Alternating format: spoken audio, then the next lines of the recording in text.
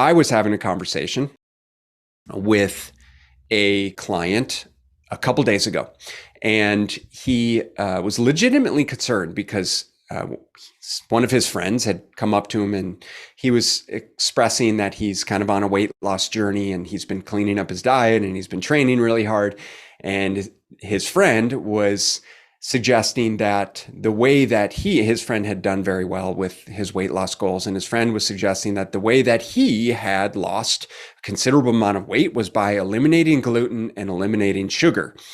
And my guy, Dave, he's like, well, I don't even know what gluten is, man. And the guy's like, oh, you have to get rid of it. It's like the worst thing ever. It's going to cause digestive issues and brain fog and joint pain. And like, since I eliminated it, it has been the best thing that I've ever done. The weight's just kind of melted off. And so my guy reaches out. He's like, we need to jump on a call. We got to talk about this whole gluten thing. Like, dude, what is it? Why is it important? Is it something that I need to eliminate? And if so, like, tell me how to do it. And so I figured that, I've heard this a number of times recently, and it's something that I have a great deal of experience with through my own personal health journey. And so I thought it would make sense to jump on here and to talk through it briefly with you and all of the reasons why we don't need to freak out about gluten, but we might want to consider being a little more aware around if and how it might be affecting our health, and how and why it might be affecting our weight loss journey. So when I was part of why I got into health and fitness was because, and many of you heard this, but was because I struggled with my own health issues. I had terrible digestive issues growing up in high school, in college, in graduate school, and I was studying and researching a myriad of things to try and alleviate my own symptoms. And this led me to a number of different practitioners, to a number of different resources to continue to study and try and understand nutrition. And what I consider to be really the impetus of why I am where I am right now. Now, when I was postgraduate school, I started studying through a functional medicine practitioner named Dan Kalish, who practices in the Bay Area. And this was 15 years ago, well before functional medicine was kind of mainstream, if you will. Now it's very, very popular. Even if you haven't heard of it, it's very, very popular. And so what we did was a number of diagnostic tests to help determine like what's going on with my digestive system, because the conventional medicine route had not worked for me, right? I had been growing up, I'd been on a number of different antacid medications. And just so you know, like I had dealt with severe, what felt like acid indigestion. I'd throw up all the time. I had irritable bowel type syndrome. And so, I went into the doctors, they put me on a number of different medications that weren't helping. I had to get an endoscopy where they stick the camera down your throat and kind of view your stomach lining. And, it really nothing was really conclusive there. And so it was just kind of like, we don't know what's going on. You're a perfectly healthy young dude. Just deal with it. At no point was there any conversation around your lifestyle, around your nutrition habits, and so on and so forth, around supplementation. And so clearly that was something that I needed to start to understand better, which I did post my first graduate degree. Started to study nutrition more, started to work with Dan Kalish, this functional medicine practitioner. And what we realized was that I was dealing with a stomach infection, a bacterial infection in my stomach called H. pylori. Part of my healing process to get rid of this bacterial infection was not only a comprehensive herbal support protocol, but was a supplement protocol, but was also to eliminate gluten and dairy. And for those of you that aren't aware, gluten is simply a protein molecule in wheat, or most, all wheat products and a number of other grains. And for a lot of people, this gluten or gliadin molecule, this protein molecule, can be very inflammatory. And it affects people in a myriad of different ways, from everything from digestive distress to brain fog, to joint issues, to skin issues, to just a number of different things. And what we have realized is that outside of being straight up allergic to gluten or gliadin, that is straight up celiac disease, is when you have a full-blown allergy and significant immune response to this protein. Outside of that, it's very, very difficult to determine how sensitive, how sensitive someone is to this, right? We have very varying levels of what we call subclinical levels of sensitivity. And it's very, very individualized. But for me, by virtue of eliminating gluten from my diet, eliminating dairy from my diet, eating more quote unquote clean, so to speak, taking all of these supplements, focusing on my lifestyle, I was able to eradicate this bacterial infection that had been plaguing me for years and years and years. Now, because that worked so well for me, and because it was my first really exposure into kind of clinical nutrition, it became I became dogmatic about it. I became zealous about it. It became the only way to do things. And so early in my career, it was, and some of my friends still make fun of me to this day because I would preach about the importance of needing to eliminate gluten from our diet as a means to lose weight, as a means to get healthy, as if it was the devil and the root of all of the problems that we experience from a health and nutrition, fat loss standpoint.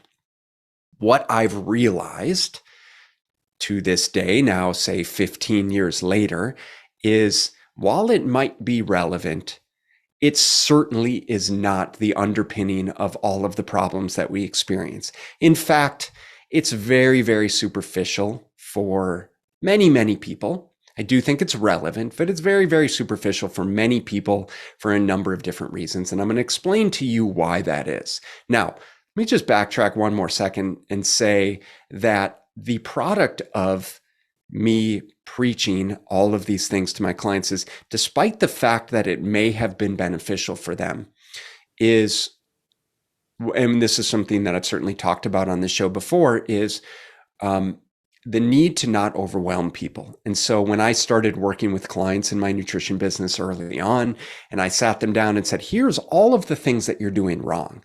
And here's what you need to do is you need to eliminate all your gluten, you need to eliminate dairy, you need to eliminate sugar, you need to eat only organic, you need to eliminate all of the plastics from your house.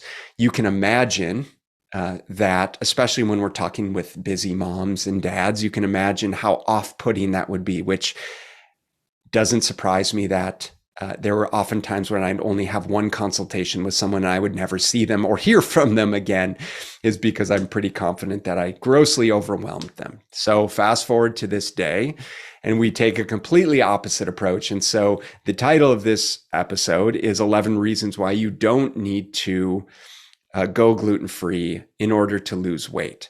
And so, as I was saying, is gluten is in a lot of the foods that we consume. And frankly, if we just look around the world, it's in a lot of the bread, pasta, pastries, so on and so forth, anything that's going to have wheat in it. And while there are varying levels of subclinical sensitivity, this could be something that you could be negatively reacting to. When we talk about weight loss, we need to make sure that we're focused on the big needle movers first, because there's a very big difference between health and weight loss or fat loss. Now, it's not to say that we don't obviously want to get healthy. We do. But for many, many people, taking an extreme approach of having to eliminate all of those foods right off the bat could potentially be far too aggressive for them to be able to be consistent with. And that's the name of the game when it comes to weight loss. And so here's the first thing, and this is in no particular order, right? But when my client Dave reached out and said, listen, man, is this gluten something that I need to be concerned about? I'm like, no. Here's the deal, man. First and foremost, are we paying attention to the total calorie intake that you're consuming, right? Because, and we've discussed this many times before, but if you're not paying attention to your total calorie intake, right, then you need to be, because it's not about eliminating entire food groups. It's not about eliminating carbs. It's not about eliminating gluten or dairy or soy or sugar. It's like, that's all good and well, but we can still be eating too many calories. So what's going to make the most sense is simply take stock of what your current diet looks like, your current intake looks like. And then let's make some realistic changes in terms of curbing your calorie intake, because that's going to move the needle in the least restrictive way, which is what we're all about and probably why you're listening to this. Number two, now this was as it pertains to my buddy Dave, but is saying, listen, before we get too crazy around eliminating these food groups, are you still drinking alcohol, right? And if you're drinking alcohol, well, one, it's a ton of calories. Two, let's talk about inflammation. Let's talk about impacting the body in a negative way. Let's talk about preventing fat loss. And I've done podcast episodes on the negative effects on alcohol, of alcohol on weight loss. And so if you're not already eliminating alcohol intake, then you've got no business trying to jump to eliminating gluten. I just don't think it makes very much sense. Number three, are you hitting your protein goals? Right? We need to make sure that within the context of weight loss, we're consuming enough protein. And so given your total calorie intake, are you hitting a reasonable percentage of your total calories from protein, which should be at least 30% of your total calorie intake? If you're not, then stop spinning your wheels worrying about eliminating entire food groups, and go ahead and learn the skills and behaviors that are going to be necessary to do that consistently, so that you can start to improve your body composition and lose the fat that you're looking to do. Again, saving yourself time, energy, effort, and making this process as strategic and systematic as possible. That's what needs to happen. Number four, are you moving enough? Are you moving enough throughout the day? Right? Are you accumulating 10,000 steps? Are you doing any kind of structured strength training? Okay. If you're not, then I don't believe that you have any business talking about trying to get super specific around eliminating these foods, right? And so moving on, are you managing your sleep effectively? Are we getting enough quality, and are we getting enough quantity of sleep? Are you actually recovering? Because if you're not, then you're going to have more cravings. You're going to have more hunger. You're going to have more insulin resistance. You're not going to be managing the carbohydrates that you're consuming as effectively. And you're going to have problems losing body fat by virtue of the fact that you're probably going to be eating more, because that's what happens when you are sleep deprived. We know that very clearly in the research. And so it might make sense for you to spend more time and energy, instead of worrying about eliminating foods, worrying about how are you structuring your bedtime routine, right? And getting enough quality and quantity of sleep. Beyond that, we look to meal frequency. Are you eating frequently enough? One of the things that we see very consistently, and I'm seeing this more and more as the fads around intermittent fasting continue to perpetuate, is that by virtue of infrequent meals, irregular meals, or reducing the number of meals per day, people are exacerbating blood sugar dysregulation. They're exacerbating hormonal rhythm fluctuations. They are exacerbating low thyroid function. They're exacerbating metabolic issues to the degree that it makes it harder to lose fat. It makes it harder to manage your calories. It makes it harder to have the energy that you want to have throughout the day. It makes it harder to think clearly. And so, again, maybe we just need to go back to some of the seemingly simple stuff around, and this is certainly one of our pillars of foundational nutrition, is, listen, most people need to be eating 3 to 4 meals per day, with anywhere from 3, 4, 5 hours in between, with no snacking in between, because that's going to help us create structure, rhythm, consistency, assuming you're getting enough protein at each of those meals, blood sugar regulation. It's going to help you make better decisions from meal to meal by virtue of the fact that your blood sugar is going to be more stable. You're going to be able to think more clearly. You're going to be able to plan ahead more effectively, right? And when we can do all of that, then we've got momentum to drive from meal to meal, from day to day, regardless of how much gluten or carbs or fat, right, or processed foods you're consuming at those meals. That's really, really important factor. And this is something that we even talk about, especially like if we have clients that aren't tracking calories for whatever reason, which there's a number of clients that don't and or shouldn't be tracking calories. I will 100% acknowledge that, even though I'm a huge fan of the process. That's when we start to dial in habits and behaviors. Okay, let's talk meal frequency. Let's talk portions of meals. Let's talk about establishing hunger in between your meals. Let's talk about building these meals out with mostly whole foods, right? Let's so on and so forth. So these are all the habits and behaviors that we instill that are much more important than worrying about the minutia around the amount of gluten or dairy or sugar that you're consuming. So moving on to, what are we on? Maybe number 9, talking about our relationship with food. Our relationship with food is, for me, when I was just learning this stuff, when I was working to improve my own health and nutrition behaviors, I was in a troublesome situation because by virtue of eliminating all of these things, I became obsessed with it being the end all be all, which put me sort of in this dichotomy of either I was all in or I was all out. And frankly, if I'm being honest with you, what happened was I would find myself overly stressing around needing to go out of my way to avoid gluten or dairy or not eating any of these things, and sort of uphold this facade of someone who really represents these ideals that I'm trying to reinforce, when I was just driving myself crazy. I was driving my wife crazy around it.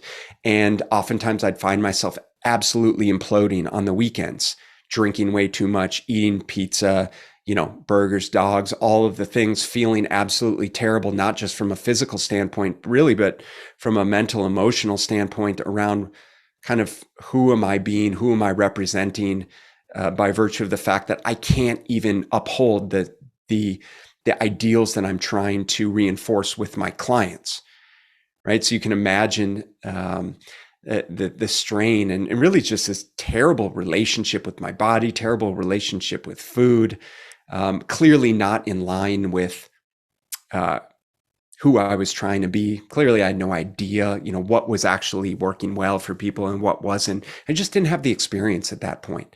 And that's why I think it's so important that we're being very reasonable about these types of limitations that we impose for people, because when it comes to food, oftentimes it can become part of our identity. Unfortunately, it can become part of our identity to the degree that you become someone who identifies as keto, someone who identifies as paleo, someone who identifies as vegan or vegetarian.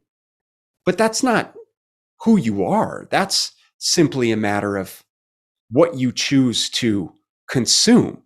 It should say nothing about you as a person, the morals and values that you uphold, and yet we try and make this part of our identity. And I think that's extremely problematic. I think it's extremely problematic, and that's what I did to myself, which really created this orthorexic relationship around food, my body, my behaviors, my practice, and so on and so forth. And so obviously I had to learn the hard way over years, which is really why I'm so anti all of those things, because those aren't necessary until we've instilled a number of foundational behaviors. Unless, of course, there's situations where, sure, someone's allergic, they're having a ton of health issues. That's a completely different story. Right now, I'm talking specifically about weight loss, fat loss, and fundamental basic nutrition. That should not revolve around limiting entire food groups or food categories, specifically when we talk about gluten and dairy. I hope that makes sense. So that was relationship with food. Then we move into weekend behaviors, right? And this is something that I found myself struggling with tremendously. During the week, I would be great. I'd be white knuckling it. I'd be eating clean. I'd be avoiding all of the things that I need to avoid. And then come the weekend, I would absolutely let loose.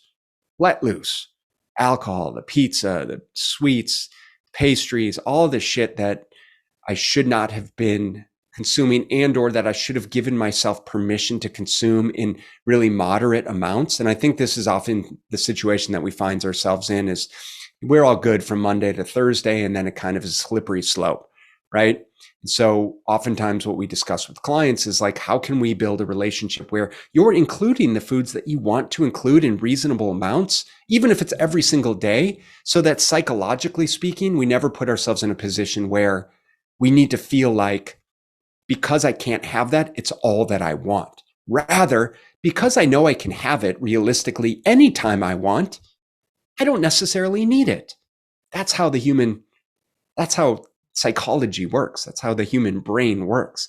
It's when we want what we can't have. And what's every diet built around? Restriction.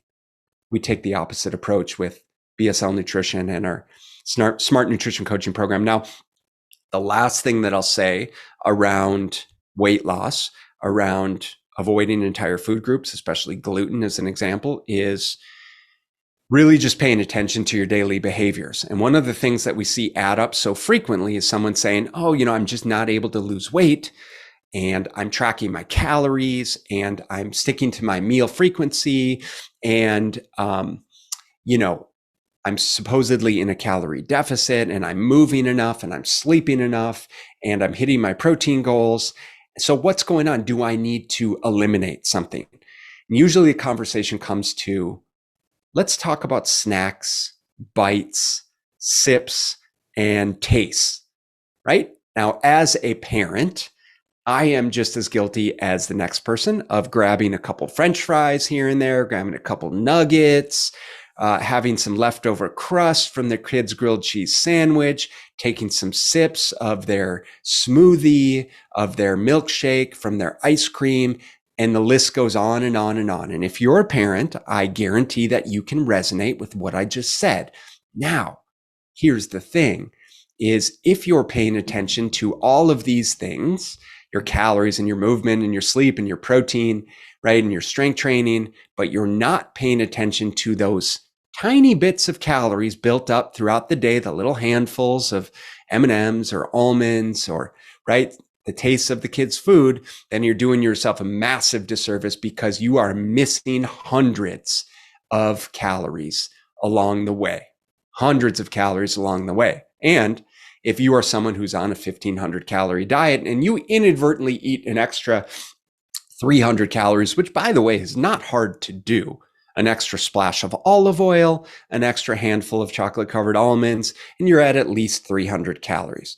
It's not hard to do. I promise you that. Well, if you're on 1,500 calories, you've just eaten 20% above your set calorie limit, right? So that's a very slippery slope. That's something that we need to be paying attention to. So those are all of the reasons why you don't need to go gluten-free in order to lose weight. And all of the reasons, all of the things that you should be looking at first, assuming you generally feel good, you're a generally healthy individual, all of the things that are important to drive realistic weight loss.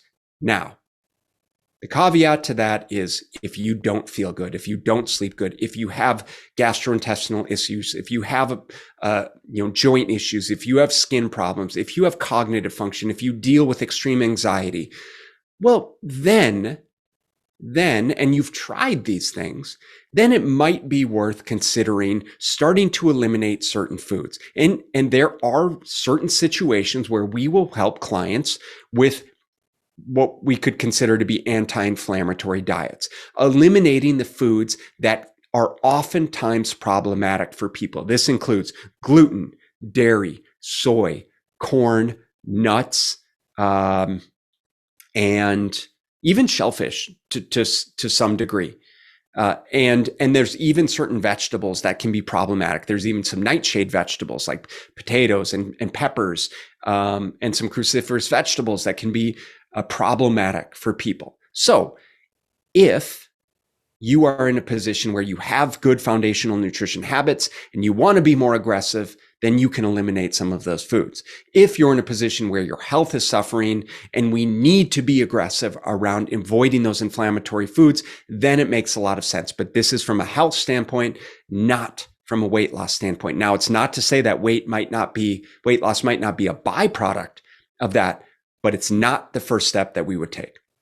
Okay. So I hope that's been helpful for you guys. That's really what I wanted to talk about around all of the number of reasons why we should be looking at building foundational behaviors and habits around our food before we need to look at restricting entire food groups. Not that it's not pertinent, but only when health is the bottom issue as opposed to weight loss. Okay, hope that's been helpful. I appreciate you guys tuning in. If you have any questions, if you feel like you want to find out more information, just shoot me a message. You can reach me at ben@bslnutrition.com. And of course, you can shoot me a message here in Facebook. Appreciate you tuning in. If this has been helpful and you think anyone else can resonate, please share this with them.